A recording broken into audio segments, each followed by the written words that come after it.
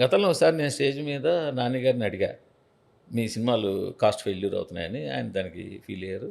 తర్వాత అందరూ మీ బ్యానర్లు అందరూ కూడా ఆయనతో తీసిన వాళ్ళంతా కూడా ఏవో ట్వీట్లు కూడా వేశారు. జెర్సీ సినిమా అందరూ బ్రేక్ ఈవెన్ అయ్యారా? అయ్యారు. అది ఇప్పుడు జెర్సీ సినిమా మీరే చెప్పండి. జెర్సీ సినిమా ఏ సెంటర్ సినిమా, ప్రాపర్ కమర్షియల్ ఏ క్లాస్ సినిమా, క్రికెట్ బ్యాక్ డ్రాప్లో. అట్లాంటి సినిమాలు రాయలసీమలో ఎక్కుతాయనా మీ ఉద్దేశం? అంటే రాయలసీమలో అవ్వలేదు అది? అవ్వలేదు. ఎందుకంటే అదే టైం అది ప్లస్ ఏ సెంటర్ సినిమా ప్లస్ అదే టైం కాంచనా పడింది. Okay, same day. సో కొంచెం రాయలసీమలో డివైడ్ వచ్చింది. సో కానీ ఒక ఏరియాలో రెవెన్యూ చేసిందా చేయలేదా అన్న దాన్ని బట్టి హీరోల మార్కెట్ని కానీ హీరోల ఇమేజ్ని కానీ సినిమా సక్సెస్ని కానీ డిప్రైవ్ చేయలేము కదా. సినిమా నేను అంటుంది సార్, ఇక్కడ సినిమా హిట్ ఆ సక్సెస్ డిరైవ్ చేయలేము కదా దానిలో నుంచి. చాలా సినిమాలు హిట్ అవుతాయి, బట్ దాని ఖర్చు పోల్చుకుంటే ప్రొడ్యూసర్కి వెనక్కి రాకపోతే సార్ కొన్ని ప్రాఫిట్ అయిపోవచ్చు. ఇప్పుడు సార్ ఎక్స్ అనే సినిమా ఉంది సార్, 10 రూపాయలు తీశారు, 10 రూపాయలు. అలాగా సార్ కొన్ని సినిమాలు ప్యాషన్తో తీసుకుంటాం. ఓకే, కొన్ని సినిమాలు ప్యాషన్తోనే తీసుకుంటాం. అవన్నీ కమర్షియల్ లెక్కలేసి తీయం. లక్కీ భాస్కర్ లాంటి సినిమాలు, జెర్సీ లాంటి సినిమాలు ప్యాషన్తో తీసుకునే సినిమాలు. అవి బ్రాండ్ వాల్యూ పెంచుతాయి ఈ కంపెనీవి. సో అవన్నీ మనము ఈ డబ్బులు ఎంత చేసినా తూకం వెళ్ళాం.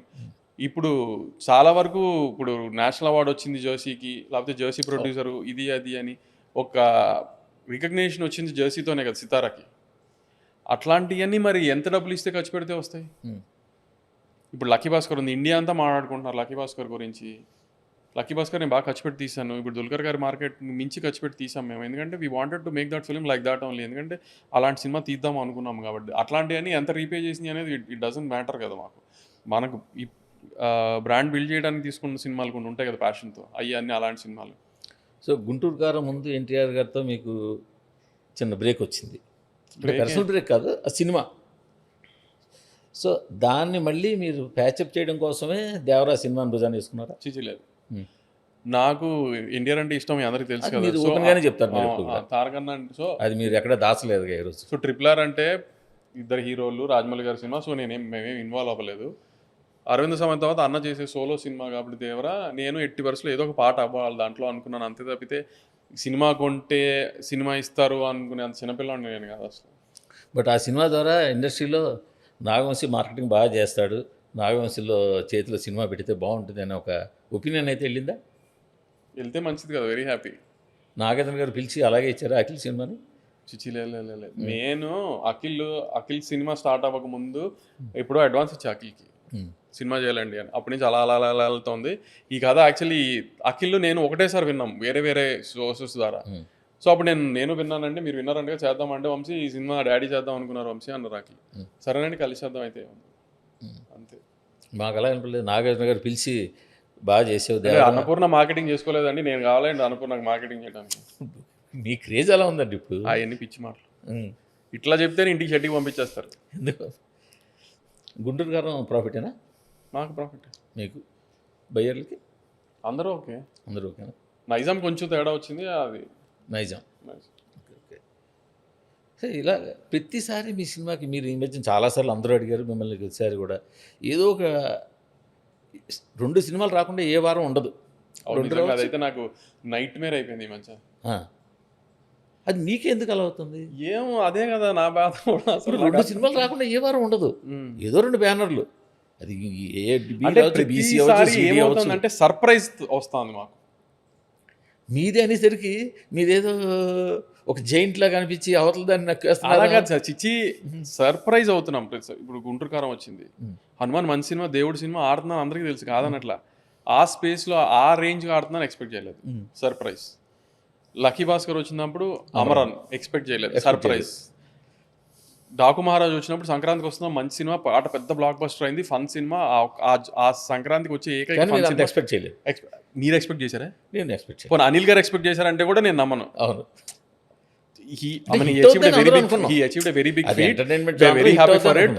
రాజు గారిని అందరినీ హ్యాపీ చేసిన cinema Anil. I'm very happy. ఒక డైరెక్టర్ ఒక బ్యానర్కి అంత సపోర్టివ్గా ఉంటాం, ఐఎమ్ వెరీ హ్యాపీ. అది కాదన్నట్లు. కానీ ఎవరైనా ఎక్స్పెక్ట్ చేస్తారా? చేయరు కదా. సర్ప్రైజ్, 3 సర్ప్రైజులు తగిలినాయి నాకు. అది నేను ఫీల్ అవ్వాలి కానీ నేను కొన్నా పక్కల గురించి అసలు డిస్కషన్ నేను ఫీల్ అవ్వాలి. దానికి 3 సర్ప్రైజులు నాకు తగిలి. సరే, మీరే టార్గెట్ అవుతున్నారు, మీరే ఫీల్ అవ్వాలి. ఇప్పుడు కూడా అంతే, నేను మొత్తుకున్నా ఏవండి నాకు కుదరట్లేదు, కుదిరితే మీరు ఒక్క వారం ముందుకెళ్ళండి, నాకు కుదరట్లేదు, నిజంగా చెప్తున్నాను నాకు కుదరట్లేదు, కొన్ని రీజన్స్ మూలాన నేను చెప్పుకోలేనవి, మీకు దయచేసి ఒక వారం ముందుకెళ్ళండి, మీకు ఛాన్స్ ఉంది నాకు ఛాన్స్ లేదని. కానీ మైత్రి వాళ్ళ ప్రాబ్లం కూడా అర్థం చేసుకోవాల్సిన ప్రాబ్లం, ఎందుకంటే వాళ్ళకి April 10th 2 పెద్ద సినిమాలు ఉన్నాయి. సో వాళ్ళు దే వాంటెడ్ టు స్పేస్ 2 వీక్స్కి. నితిన్ మా బ్యానర్ హీరో 3 సినిమాలు చేశాను నేను, నాకు బ్రదర్ లాగా, నేను మొత్తుకున్నాను. నేను రవి గారు, మీకు తెలిసి నాకు రవి గారికి నవీన్ గారి రిలేషన్ ఎలా ఉంటుందో, నేను వెళ్ళి నవీన్ గారు ఇంట్లో కూర్చొని మొత్తుకున్నా, ట్రై చేయండి నవీన్ గారు అంటే. నవీన్ గారు ఆ పెద్ద సినిమాలు అన్నీ ఉన్నప్పుడు నాకు ప్రొడ్యూసర్గా కష్టాలు తెలుస్తాయి కదా, పెద్ద సినిమాల కష్టాలు ఎలా ఉంటాయో అర్థం చేస్తూ అంతే, ఇంకేం చేయలేని పరిస్థితి, ఇది కూడా అవాయిడ్ చేయలేని క్లాష్ ఇది. బట్ ఇంతకుముందుకి ఇప్పుడు తేడా ఏంటంటే, ఇంతకుముందు చిన్న సినిమాలతో మీరు యుద్ధం చేశారు, లేదా ఢీకొన్నారు, పోటీ పడ్డారు. ఈసారి మీరు సార్ చిన్న సినిమా. యుద్ధాలు ఢీకొంటారు, నాదొక చిన్న సినిమా సార్, అదే ఇప్పుడు మీరు చిన్న సినిమా, నాదొక చిన్న సినిమా సార్, ఎంటర్టైన్మెంట్ సినిమా, వచ్చి నవ్వుకుని వెళ్ళిపోండి అని నేనే చెప్తున్నా. చిన్న ఎంటర్టైన్మెంట్ కార్డు ప్లే చేస్తున్నారు, నా చిన్న సినిమా నా చిన్న సినిమా అని. కొత్త పిల్లలతో తీసిన చిన్న సినిమా, దాన్ని ఎందుకు సార్? అదే ఇప్పుడు మీరు అదే కార్డు ప్లే చేస్తున్నారు. నేనేం కార్డు ప్లే చేయట్లేదు సార్, నిజంగానే చిన్న సినిమానే కదా. అది చిన్న సినిమా సార్, దాన్ని ఎందుకు సార్ అని మీ టోన్లో చెప్తున్నారు. నిజంగానే చిన్న సినిమానే కదా. చిన్న సినిమా పెద్ద సినిమా అనేది థియేటర్లో పడేదాకానే, అది తర్వాత విషయం, నేను అనేది అది కాదు, జనరల్గా చెప్తున్నా. డాకు మహారాజు నైజాం రిలీజ్ విషయంలో ఏమైనా అసంతృప్తి ఉందా మీకు? సార్ నేను రీజన్స్ ఎతకాలంటే 100 రీజన్స్ ప్రతి సినిమాకి ఎత్తగలుగుతాం అందరం. సార్ బేసిక్గా మనం ఒప్పుకోవాల్సిన విషయం ఏంటంటే, సంక్రాంతికి వస్తున్నాం అనే సినిమా 14th రిలీజ్ అయిన తర్వాత లీడ్ తీసుకుంది. అది ఎవరు ఒప్పుకున్నా ఒప్పుకోకపోయినా నిజం కదా. ఫ్యామిలీస్ బాగా ఎంబ్రేస్ చేసుకున్నారు. హైదరాబాద్లో మల్టీప్లెక్సెస్లో ఫ్యామిలీస్ బాగా ఎంబ్రేస్ చేసుకున్నారు. హైదరాబాద్ మల్టీప్లెక్సెస్లో అది లీడ్ తీసుకుంది. సో దాని మూలం దీనికి కొంచెం షోస్ తక్కువ వచ్చి ఉండొచ్చు. అంతేగాని శిరీష్ గారు కానీ దిల్ రాజు గారు కానీ సినిమాని తొక్కేశారంటే మాత్రం నేను తొక్కడం ఏమి ఉండదు ఇక్కడ. ఇప్పుడు గేమ్ చేంజర్ అనే సినిమా వాళ్ళదే, సంక్రాంతి వస్తున్న సినిమా వాళ్ళదే, డాకు మహారాజ్ 3 వాళ్ళే రిలీజ్ చేశారు. సో గేమ్ చేంజర్ అనే సినిమా సరిగ్గా ప్లే సార్ కొన్ని సినిమాలు కొన్ని ఏరియాలో బాగా పడతాయి సార్. సంక్రాంతికి వస్తున్నాం సినిమా అన్ని ఏరియాలో బాగా పడినా హైదరాబాద్ ప్లెక్సెస్లో ఇంకా బాగా పట్టింది ఫ్యామిలీ సినిమా మూలన. సో ఆ కొన్ని ఏరియాస్లో డాకు మహారాజ్ కొంచెం తగ్గింది అంతే. ఇప్పుడు వైజాగ్ లాంటి ఏరియాలో డాకు మహారాజ్ చాలా బాగా చేసింది, ఈస్ట్ లాంటి ఏరియాలో చాలా బాగా చేసింది, వెస్ట్ లాంటి ఏరియాలో చాలా బాగా చేసింది, గుంటూరులో చాలా బాగా చేసింది. కానీ కొన్ని ఏరియాల్లో ఏంటంటే ఫ్లెక్సిల్ డామినేషన్ ఉన్న ఏరియాల్లో కొంచెం సంక్రాంతికి వస్తున్నాం ఎక్కువ. అది ఓకే, గేమ్ చేంజర్ ముందుగా రిలీజ్ అయింది, సరిగ్గా ఆడకపోవడం వల్ల కొన్ని థియేటర్లు న్యాచురల్గా ఒకేసారి మొదట రిలీజ్ అయింది కాబట్టి 100% డిస్కషన్ అనవసరం సార్. సంక్రాంతి వస్తున్నాం లీడ్ తీసుకుంది, అది ఓకే, దాన్ని అన్డినైబుల్గా సరే ఇంకా దానికి ఎందుకు డిస్కషన్. అది లీడ్ తీసుకున్న తర్వాత పండగ తర్వాత దానికి ఎక్కువ షోలు ఇస్తారు సార్. అది కామన్ ట్రేడ్ ప్రాక్టీస్. ఎప్పుడు మీరు ఎక్స్పెక్ట్ చేస్తారు కదా మీది ఎందుకు సార్? ఇప్పుడు కామన్ సెన్స్ సార్. ఇప్పుడు నీ సినిమా 5 షోలే ఫుల్ అవుతుంది, ఆ సినిమా 10 షోలు ఫుల్ అవుతుంది, కానీ దానికి 5 వేసి నాకు 10 వేయమంటే ఎందుకు వేస్తాడు సార్ వేప్లెక్స్ చూడన్నా? కనీసం మీరు అది కాస్తారు, మొదట 100 థియేటర్లు గేమ్ చేంజర్కి ఇచ్చారు, మీ దానికి ఒక 70 ఇచ్చారు, దానికి ఒక 50 ఇచ్చారు. తర్వాత అది లీడ్ తీసుకుంది కాబట్టి 100 దాంట్లో 50 ఖాళీ చేస్తే 30. ఇప్పుడు game changer Nizam price, Daaku Maharaj Nizam price ఒకటి కాదు కదా. ఆ ప్రైస్కి సరిపడా ఆ థియేటర్లు పడతాయి, ఆ స్పేస్కి ఈ ప్రైస్కి సరిపడా ఈ థియేటర్లు పడతాయి, అంతే కదా. ఇప్పుడు ఆ లెక్కన డాకు మహారాజ్ పడిన థియేటర్లు సంక్రాంతికి వస్తున్నాం పడలేదు, ఆల సినిమా అయినా సంక్రాంతికి వస్తున్నాం చాలా స్టేషన్లో పడలేదు కదా. సంక్రాంతికి వస్తున్నాం చాలా స్టేషన్లో 1 వీక్ అయిన తర్వాత పడింది రిపోర్ట్ మూలన, ఆ తర్వాత పడి తర్వాత రన్ వచ్చింది.